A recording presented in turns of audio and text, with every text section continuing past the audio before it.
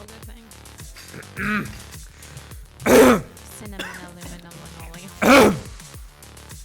Are you all right? No, I got a frog in my throat. Ribbit. Are you all right? No, he's killing me with these sounds over here. I took a sip and I was like, what was that? Jeez. All right, everybody. Welcome to With That Being Said. How are we all doing today? Can we talk about Sarah's bracelet? Yeah. Y'all, Did you know I feel Sarah so got a bracelet? cool. It says sizzle on it. Sizzle stacked coach. That's what well, no, it's inappropriate. Okay.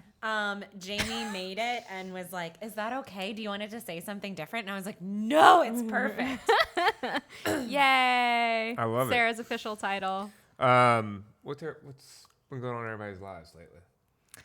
My son went to in-person school today instead of being at the gym with us doing virtual school in the hallway. Oh. Yay. I'm not yay. I miss him. Oh, I miss him too. Special guest. I know I miss his little whiteboards up at the screen. I told Bradley this, but I had mentioned, like, I started teaching tap again Monday nights. Tap it, tap, tap, tap. Exactly. So I haven't seen these kids since March, and I've had them for like 4 or 5 years, and a lot of them are like 11 now. And I asked one of them how she was doing, and then she said, she looked at me, looked at my stomach, and then goes, "What's been going on with you?" And I was immediately check my profile out. That bitch, what you been doing? I'm like, I feel like I look, and I was like, "Sissy, do you want to just go ahead and ask me what's on your mind?" And she goes, "Yeah, when are you gonna get pregnant?" And I was like, Gulp. "Whoa, children. what?" She goes, "I mean, Zero filter. 11." She goes, "I mean, you've been married a few years. Miss Tanya has a baby. When are you gonna do it?" And I was like, "Okay, you'll be the first to know." Yeah. Like, what? I was like, you're worse than anyone else. Yeah. That's Anyway, funny. I didn't tell either of y'all that, but what's been going on with you? Yeah, so, What's been going on with you? I've been very involved with my kids' lives recently. I've been chauffeuring them all around town. I get what it's like to be a carpool mom and all that other stuff. Or a carpool dad? Don't have a lot of those, but we're slowly growing. We're a growing population. With 2020 comes equal rights, and now we're starting to be carpool dads. So Okay. I'm excited Carpool about people? that.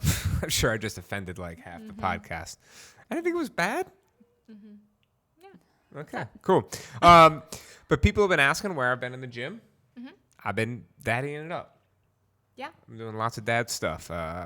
Kids got jujitsu, soccer, coaching my daughter's soccer team. Can we just tell that story really We'll quick? tell 'Cause us- it's a really we'll tell sweet the story. before we get into what we're Yeah. talking about today. If you didn't hear this on That Dad Life podcast, you can hear it right here. Shameless plug.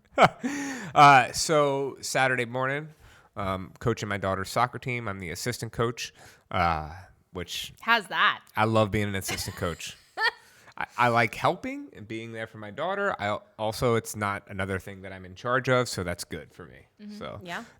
when I coached Brennan's soccer team, You would get so stressed out. I was so stressed out all the time. Like I was sweating going to games. I was nervous about games. For like 4-year-olds. I remember you printing out like plans. yeah, I had plays. plans. Yeah. It was really intense. This I just show up, which is nice. Kind of what you do for the second child. They'll be fine. Yeah. So we get there, and for outspoken as Vivian is, she would not move for 10 minutes. She was just standing there with the ball at her feet. I don't know what to do. And so I'm, what do you want? And I even tried to bribe her one time with a cookie. I know we're not supposed to do that, but I was so nervous in the moment. Like I was like, look, you just move. I'll get you a treat after this. I don't just move.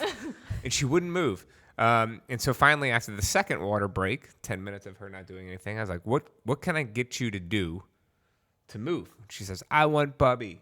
So I went and asked Brennan, and Emily's at the gym, so it's just me and the kids. Brennan is sitting in like a one of those fold-up chairs, tailgating chair on the side of the field with an iPad, just chilling by himself.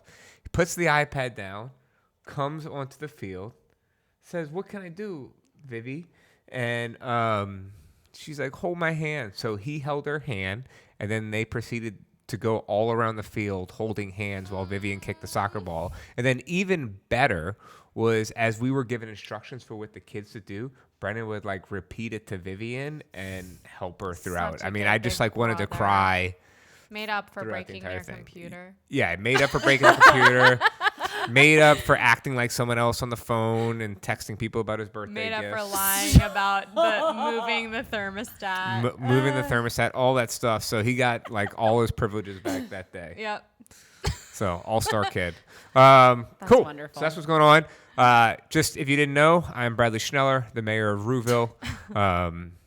We have Emily Schneller with us, the COO of Rue Fitness and director of nutrition coaching. And then we have Miss Sarah Altabello, content manager, and Clyde Edwards-Helaire of everything. And if you don't know who Clyde Edwards-Helaire is, you should check it out because he only had like the best game for a running back in the first I was weekend about of the to NFL ask. season. I'm glad you went there because I know we'd gotten away from calling you the Joe Burrow of every. But I'll like, take it again. I want the Clyde Edwards-Helaire back because he crushed week 1.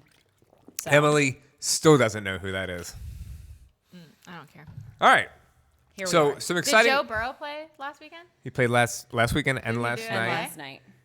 He threw for 3 touchdowns last night, over 300 yards, and completed 37 of 61 passes, which was a record for a rookie quarterback. I think he's the 8th quarterback of all time, starting in their first year, to do that kind of stat line. So something along those lines. And he looked sexy, like walking to get changed, like his outfit. Damn. I saw a picture. Bradley's and I was gonna like, start he calling looks himself good. the Joe Burrow again.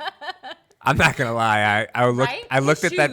We're good. But he's, I looked at the picture a lot. he's got like so much I swag. was like, should I cut my hair like that? Yeah. There's 2 pictures. There was the one where he was in the suit for the game, which he looked super buttoned up. He had a purple and gold that's what I'm tie. talking about. But there was the other one I showed you too, with him walking out to the field with just his shoulder pads on, I no didn't see jersey, that. and You the showed me pants, and that he was picture? holding it. Yeah, he looked super hot. Are you looking it up right now? Yeah, hold tight. Oh my god. Burrow It's a really big deal, y'all. Joe Burrow holding his pads. That's what Bradley just walking through the Googled. field. I feel I like don't you think you're could just finding it. put in like. Hold on. Joe Burrow I feel like it's shirtless easier. pads. Nope. There. Google image is letting us down. Was it on E Proceed. ESPN? Joe Burrow, Cincinnati. Come on, that's what I looked up first. Shoulder pads. Balls. Nope. We'll find it. Okay. Let's move on. What are we talking about today, y'all? Oh, here it is. Yeah. He looks good. Whew, it's hot in here now. Oh, man. Joe. We love you, Joe. All right. you're listening. So we ruffled a lot of feathers last week with the alcohol I don't think podcast. so. I don't think ruffled feathers is. We started some really good conversations with No, people. I'll say this. There's a number of people that asked me, did you have me in mind when y'all did that podcast? And if you asked that question, the answer is yes. Well, because obviously it spoke to you in that way. Well, so. we didn't have any one person in mind. No, like, that's what I'm saying. This is a thing that we see quite a bit. Right? So Yeah, I'm just saying, no like, one person in mind. you know, like if you ask, was that question about me or something like that? You know, in the moment, it's normally about you. So if you think Well, it's it about you, resonates with you, right? but we Yeah. don't Yeah, make a list of like I who got do we that. want to speak to in this podcast episode. Yeah, and I mean something we've talked about before, and I think we talked about last time, was just we are a very social gym, and a lot of things we do include alcohol, but it's just about understanding what that does to you and how to be as intentional with that as you are with everything else in your life. Okay, so that brings me to we've been seeing a lot of changes in the gym in terms of people walking around, looking good, other stuff. And they're wondering what's going on. And so we've kind of revamped. Shout out to Joel Gastrite. Somebody told me about Joel Gastrite's picture inspiring them today. Nice. Shout out to Jonathan Burt. Yeah. Bradley's got something specific on his mind today. Men with their shirts off. Oh, man. Hey, it's 2020. So we've revamped the nutrition program. Uh-huh. Tell us a little bit about it, Em. Like, why did you do it? What's it look like now as opposed to before, etc.? Sarah, when did I come to you with the idea of stacked coaching? Oh, Lord. At least a year ago. It was at least a year ago. You had a lot of ideas. I know I had a couple with like trying to reach more people. Emily and I had a very long lunch at Hippie Kitchen Yep. and wrote down all kinds of notes. We spent a couple months in meetings trying to plan not the program. We started kind of more with the marketing of it. Who we wanted to help, I think, Yes. is where we started. Exactly. And why. And like really trying to get at that whole side of it. Yeah, absolutely. It was over a year ago. And then we got stuck on the how, or I got stuck on the how, big time. I have seen other programs out there, and I knew that I didn't want it to be that, but I also didn't know how to execute what I did want. Let's start there. What did you not want it to be? So the whole idea was we wanted to help more people, and we wanted to have a remote program. This was not something prompted by COVID, Yep. where we were like, oh my gosh, we can't do things in person now. We need to develop this remote program. It was not like that. We had the idea that we wanted something to be remote because we wanted the ability to cast a wider net and be able to help more people. So in terms of what I knew I didn't want it to be, there are courses out there that make it very scalable, where you just like record videos and modules and exercises, and it's kind of plug and play. You let people go. There's like a community aspect, but not really a coaching aspect. It's building a course. And I just didn't think that that would really help people the way that I have found that one-on-one coaching provides. So that was problem number one. Problem number two is like the way that we were kind of taught in terms of the methodology to help people with their nutrition. It starts with habits, okay? So there are all of these like habits that people need to work towards to improve their nutrition, right? But everybody does not need to work on the same habits. Yeah. You know what I mean? So I was thinking about like how to build this thing, and like, okay, sleep is a really important aspect in all of this, right? But there are some people that have zero problem getting enough sleep and don't need to work on that habit. So putting people through this like just templated version of these are the habits that we think are important, and you're going to spend 2 weeks on this habit regardless of whether or not you need help with it, didn't sit well with me. It didn't seem like I just felt like people were going to get disengaged and not do like stop. Yeah, what we were doing was highly individualized, and how can we do that with hundreds of people? Yeah. Where it's not necessarily like we still as the coach put in that work with them, but how can we make it unique for each person without reinventing the wheel every time? Yes. The other problem that I see with remote programs that do have a coaching aspect is either it's too advanced, like they're putting people who don't know what a macro is into counting macros right away, and that's like the only option. And I feel like there is a lack of building relationships with most remote program. You talk to your coach via email. It's very like limited interaction with them. And to me, like that is the biggest piece of the value is the coaching aspect. And I just think that a lot of remote programs don't do that well. Yeah. All right. What do you think is the, or how have you seen the like transition been from people that you were coaching in person to now remotely? I am in love with what we put together. So how I kind of thought about it was in two phases. Like, I think that everybody needs to start with kind of level 1 habits. Everyone, even athletes, even people who, know what macronutrients are and have that base knowledge. When Sarah came to me for nutrition coaching, I didn't start her off with advanced strategies, even though I'm with Sarah all the time. I know what kind of athlete she is. I know what she eats because I see her eat lunch every day. You know what I mean?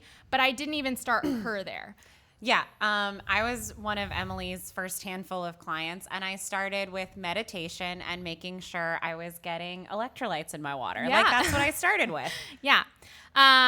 So anyway, the program that we have developed is done in two phases. And the first phase is working towards habits. I have filmed a bunch of videos and put them into an online learning portal. And I've kind of identified 10 core habits that when people have a concerted effort on getting better at these 10 habits, they are laying the foundation for their nutritional well-being really for the rest of their life.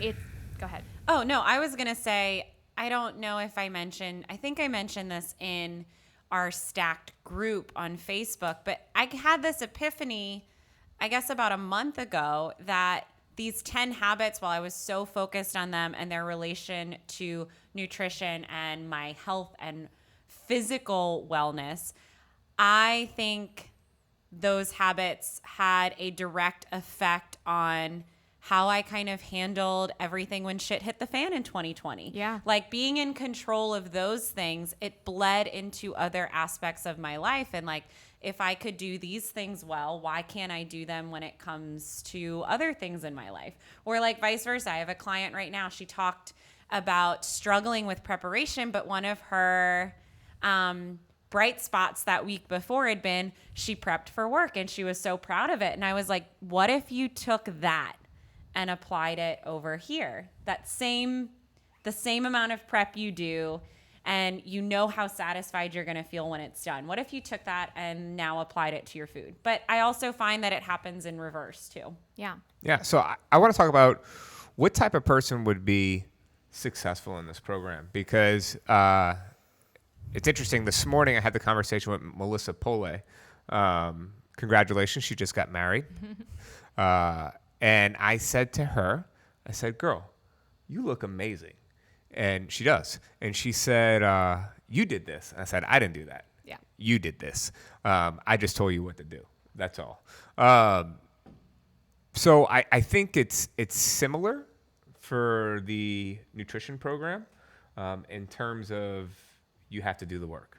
You have to do the work, but I think that in the way that it is very different than programming, I believe that. Oh, it's different. Yeah, I tell them what to do. Yeah. You Autonomy. let people arrive to the conclusion, Yes. right?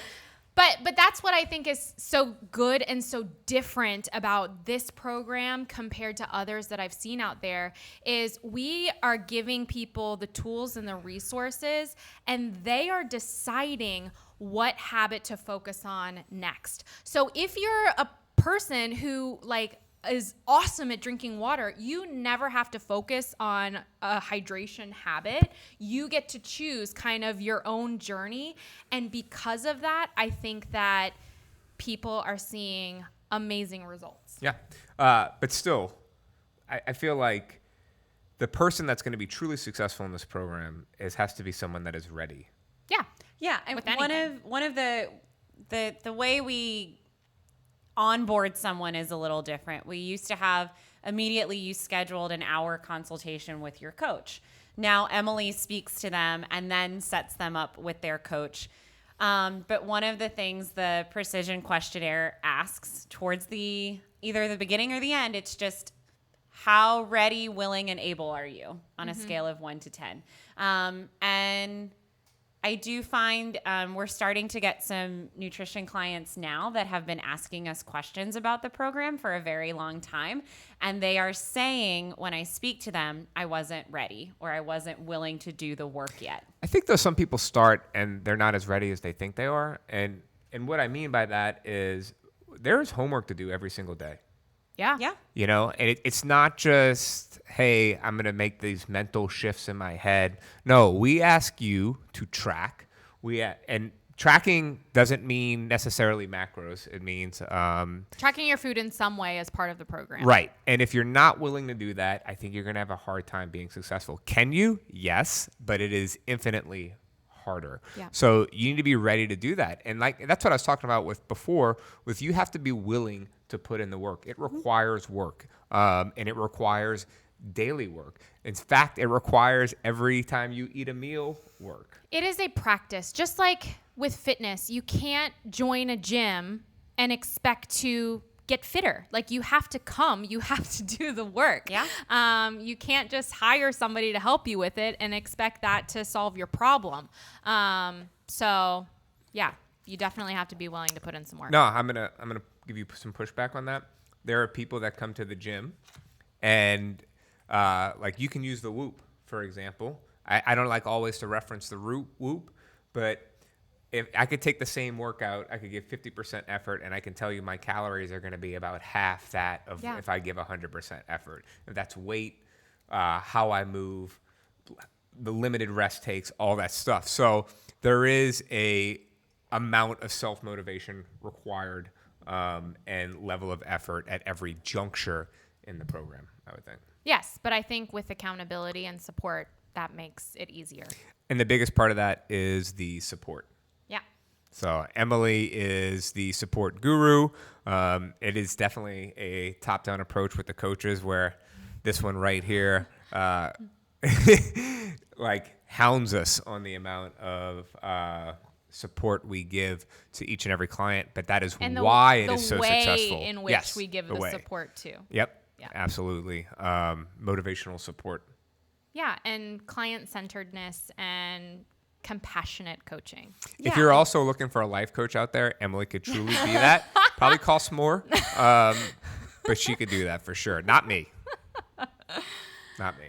Well, you say that, but like I do have a lot of conversations with clients about things that are not nutrition related because I think when people struggle with food, it is very rarely just about the food. And sometimes when you can, implement strategies to help you with stressful situations, stressful relationships, stressful jobs, the stuff outside of the nutrition, then it helps immensely with the nutrition stuff and sticking to it. Yeah. Just like I think that it is very rare, if not almost like next to impossible, for someone to walk into a gym and truly just be like, yeah, I just want to get fit. Like, why? Why do you want to get fit? Why is that important? Why have you come to this realization? I think the same thing has to be said for nutrition coaching.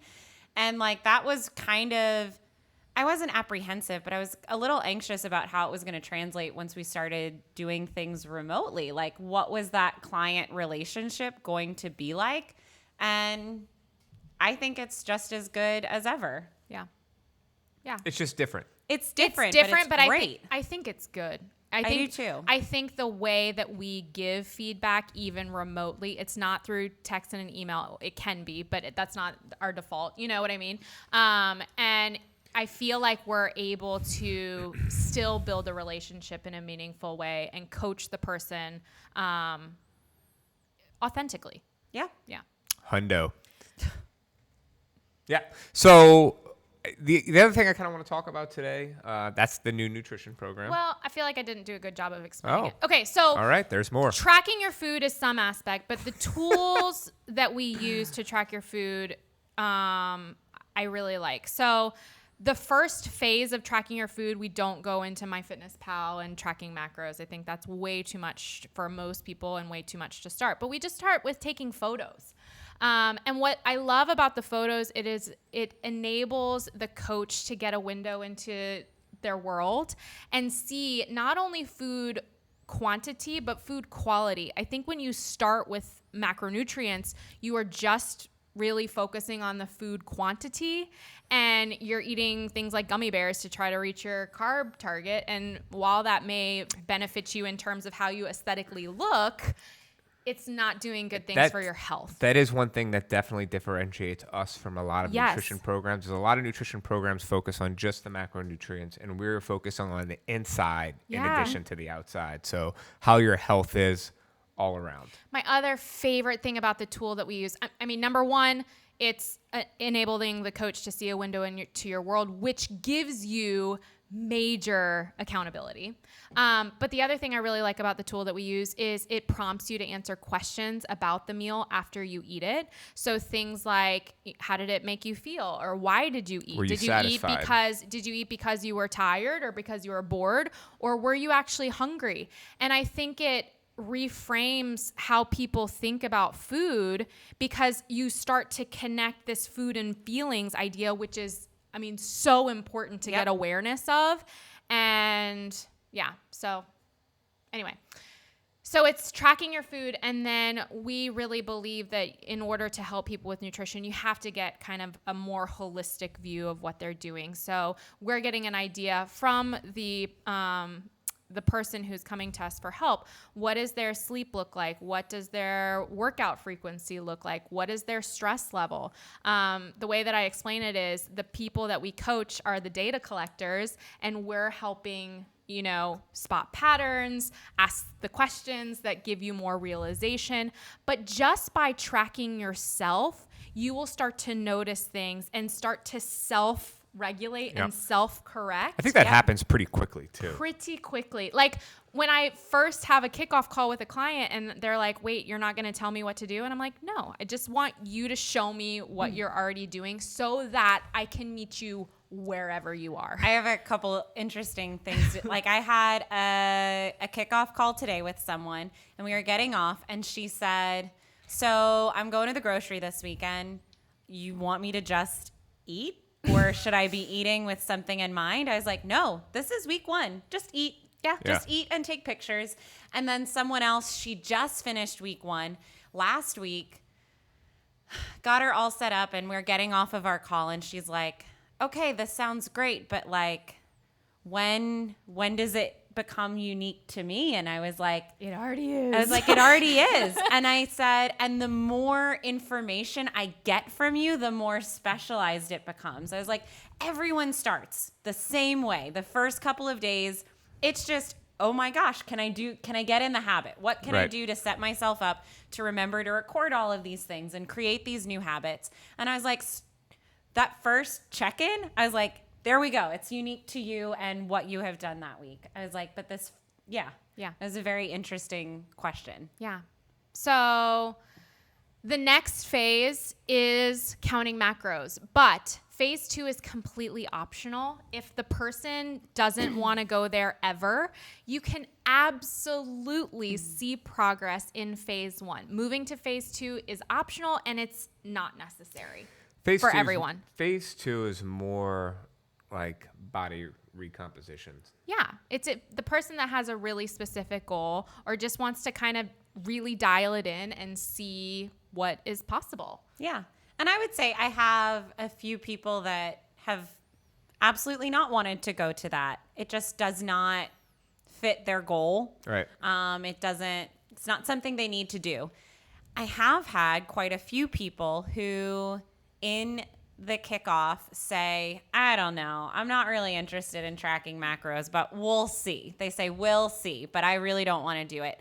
And because we have created a better relationship with food, we've done all of these things, they've had a lot of success. Suddenly, the idea of counting macros is something that they are curious and excited about versus something that feels daunting, because they are in so much better control of those other habits. Yeah. I would say once you control those other habits, counting macros is the pure science. Yes. Yep. But something you said there too reminded me, that we do macro counting differently than most programs out there as well. Most programs you join, you say, this is what my body is in terms of height, weight, gender, you know, what your goals are. And they spit out numbers and say, okay, here are your targets, go. And we have a baby step approach to counting macros that makes it way easier to understand and do. Yeah. Just like when we start, when people are like, oh, I just eat. Suddenly we're like, okay, we're going to move into phase 2. Everyone's excited. And we say, okay, go. Just eat.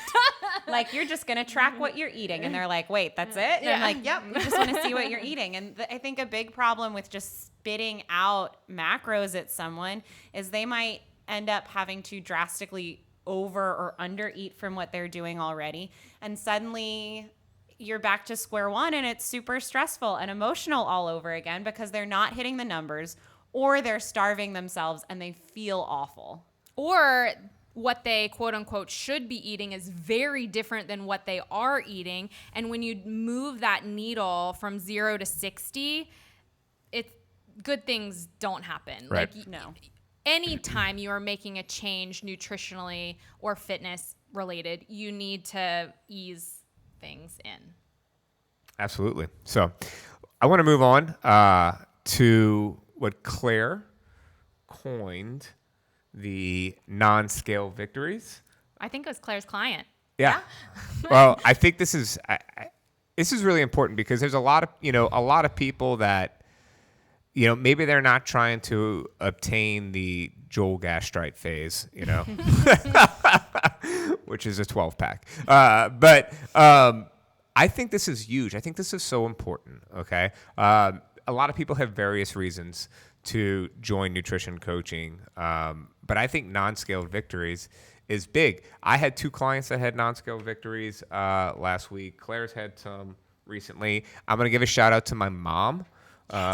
So Charlotte Schneller, she had a huge non-scale victory, and that was her doctor lowering her medication, her diabetes medication, and saying that she could possibly be off of it in a year, right? Is that what he said? I don't know. I think so. I didn't hear that part. Something like that. So that got me pretty excited. It's huge. It's huge, and I know it makes her excited as well. So It's amazing the medicine that food, nutrition, and fitness can be. You know, I remember watching Kristen Mann go through that process and watching her slowly ease off her diabetes medication. And, you know, you can do major things with diet and exercise. yeah, Yeah, I think it was Jamie Cologne. They get like a physical before work, and like last year when she got her blood work done, her doctor was like, "This is the best it's ever been." Look at that. and that's good to hear, especially as you get older. I think a lot of people, maybe in their late 20s, early 30s, don't really view non-scale victories as maybe, and Sarah's in her early 30s, but she knows now.